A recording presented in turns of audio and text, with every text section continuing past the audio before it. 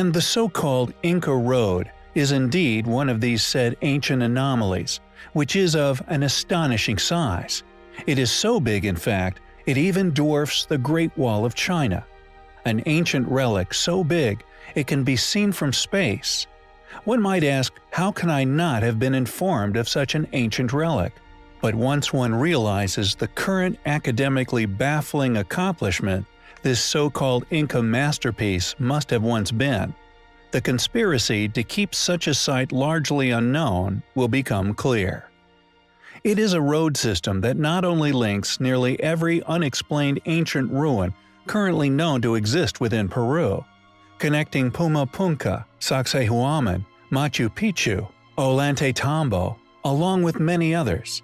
It in fact covers an incredible 25,000 miles, topping the Chinese Wall by nearly 7,000 miles, going all the way through Peru, Chile, and spreading out far beyond, with bridges, tunnels seemingly carved straight through cliff faces, and even following sheer drops, once cut horizontally into near vertical rock faces, with plunging sides dropping at times thousands of meters to valleys below.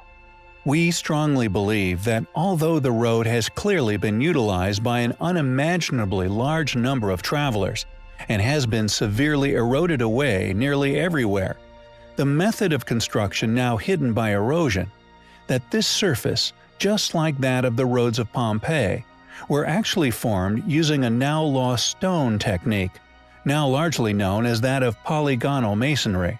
Not only a lost, now unexplained technique of stone building, indicative of a lost civilization and technologies, but the sheer size of the road and the features accomplished along its incredible length still provides countless unexplained features which cannot be explained as Inca. Yet not only is it and its features academically ignored, but we feel the proposition of it being an Inca relic, just like all the ancient sites we have already covered in which it connects, are far too advanced to be claimed as Incan. How can one claim that such a relic was built by our more recent ancient ancestors, when not only does this site link much of ancient Peru and is largely ignored, but not only the road but all said sites currently hold feats of ancient engineering which cannot be explained? It is clearly a feature that is indicative of a far more advanced, far more ancient civilization, which once constructed this road and the sites found along it, merely re-inhabited by our now well-studied, far more recent ancient ancestors. It is a place we find highly compelling. We recently covered the enigmatic ancient civilization that could once be found among the tops of the mountains within northern Peru. Known as the Chachapoyas, or Cloud People, they were a race of possible ancient giants that are said to have been responsible for some of the most precariously positioned and most amazingly constructed ancient builds to be found anywhere on Earth, let alone Peru. And the most astonishing of these has to be the ancient site known as Kulap. Kulap is a little academically shared, thus little known ancient Peruvian site, located within the Peruvian mountains near the towns of Maria and Tingo, in the southern part of the region of Amazonas. According to particularly funded parties, it was built by the Chachapoyas culture a mere 1,400 years ago, on a ridge overlooking the Utcubamba Valley. However, once one has an opportunity to visually explore this untouched, once lost ruin, the unexplainable extent of the groundwork that went into creating the site becomes apparent. What first appears to be long brick-walled fortifications are soon realized to actually be enormous, seemingly unimaginably huge groundworks built by brick, creating multi-meter reinforced walls backfilled and leveled with earth, creating a ruin which is now what can only be seen as man-made geology. Groundworks the size of no other anywhere on Earth, created apparently quite recently within history without any real record of the astonishing event, or more importantly, cataloging of the methods used found anywhere among the sites. The city has 3 entrances, two to the east and the other one to the west. The main entrance has a trapezoid shape, having once also having a corbel arch. This entrance was siege-proof due to its cunning shape. It becomes narrower and narrower until it allows the passage of only one person at a time. Astonishing architecture, built with precision into enormous constructions. There are over 550 structures within the fort, nearly all of which having once been circular. On the southwestern part of the settlement, there is a 5.5 meters high structure known as El Tintero, or Templo Mayor, Spanish for main temple. Ceremonial archaeological remains have been found at this location, and it is hypothesized that the building may have been used as a solar observatory.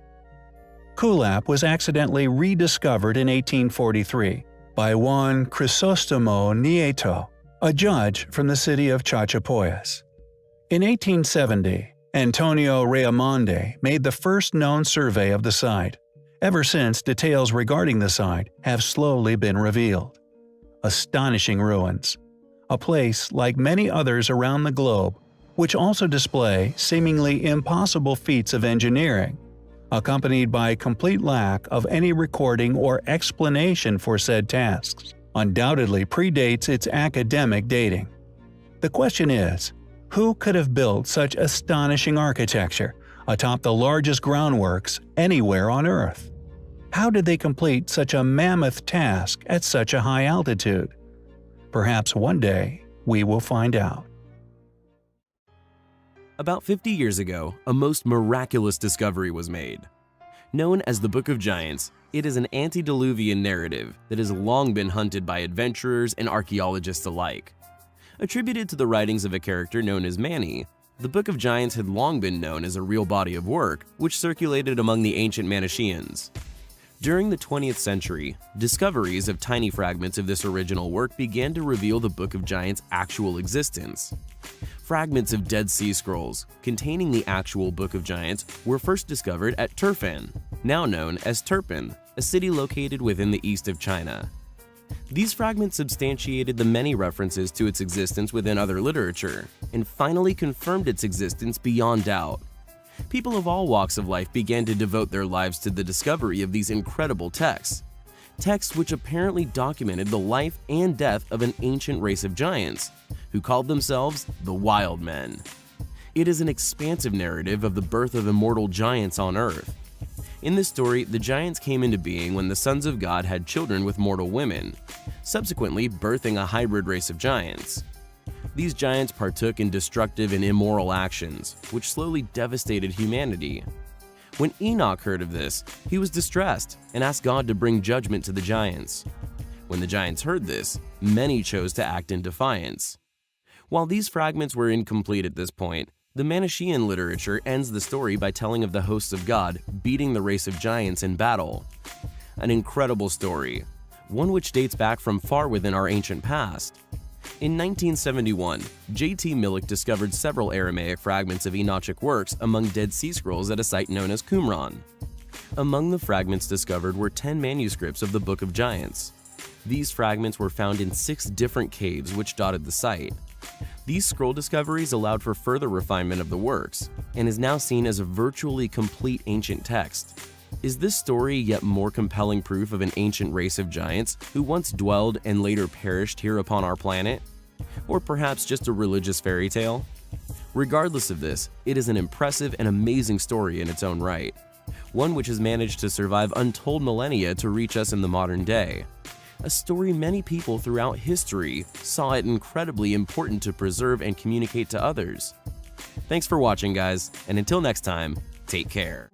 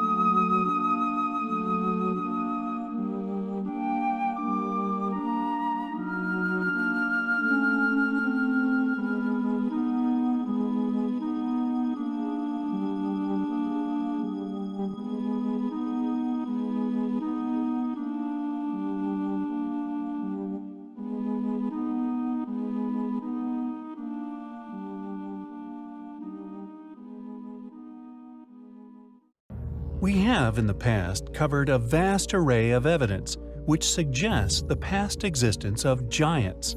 Yet, alas, much of what is or has now either unfortunately been suppressed, destroyed, stolen, or forgotten about, with the remains of their initial discoveries now often only to be found remaining, proverbially, cast in stone in the form of the library archives of the world and the news reports now digitally preserved within.